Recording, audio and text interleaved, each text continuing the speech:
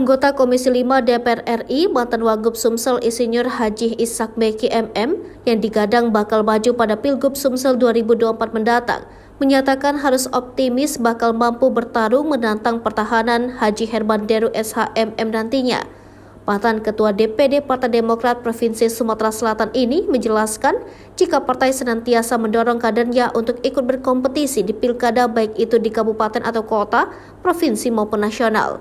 Namun sebagai kader partai, mantan Bupati Oki dan juga mantan Kepala Dinas PU Provinsi Sumsel ini mengaku memiliki tanggung jawab harus menyukseskan pemenangan partainya di Pileg 2024. Turun ke lapangan kepada rakyat, ya, bagaimana mengambil hati rakyat, sehingga elektabilitasnya bisa meningkat. Nah, tapi sekarang ini kita pileg dulu 2024 ini, pileg dulu.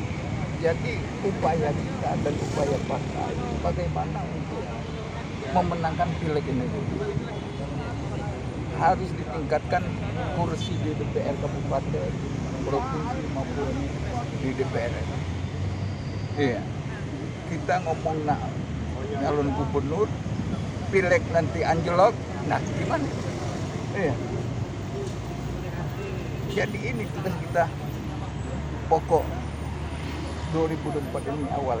Nah baru itu hampir 8 bulan jaraknya itu baru pilgub. Nah di situ kita menentukan. Siapa juga?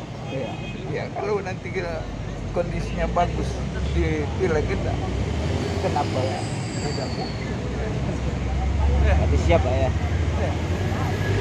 Yang 2004 ada rekomendasi turun. Iya, kan seluruh kepala daerah di 2004 ini kan PJ. Ya, PJ semua. Jadi, ya apalagi bupati setahun meninggalkan, ya wali kota, maaf, baru. Jadi sama-sama bertarung dari Terbuka ya, terbuka. Jadi itu momentum bagi yang peminat. Oke, siap. Untuk tahun ini berarti optimis kita Pak ya? Hah? Untuk tahun ini 2024 harus optimis. Yang mantap.